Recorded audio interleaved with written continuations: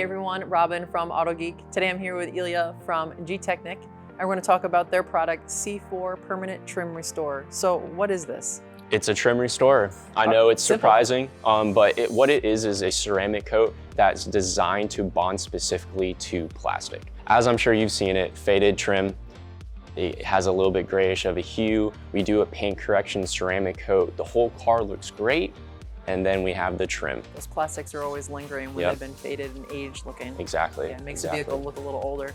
So we're talking about faded. Can we use this on faded, or do we only need to use it on new plastics? I mean, both. So with new plastic, we're going to apply this product to help prevent UV damage, which ends up graying the plastic.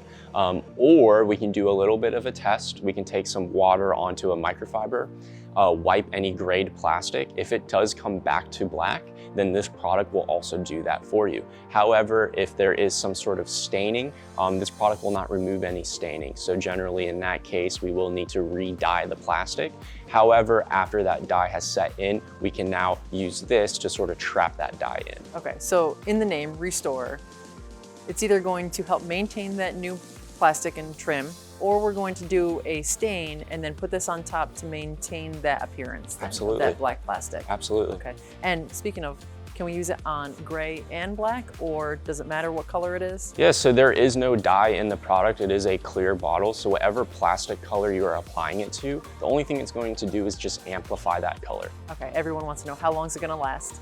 I mean, again, it's a permanent trim restorer. I would expect you to get a minimum of 2 years, but I have seen it go even longer than that. Any tips with this one, any tricks? I mean, prep is the big thing, just as anything, you know? So I would, during the washing process, say the plastic has had some sort of Armorall or some sort of coating on it, we do need to remove that in order for it to be as clean as possible for the best chemical bond.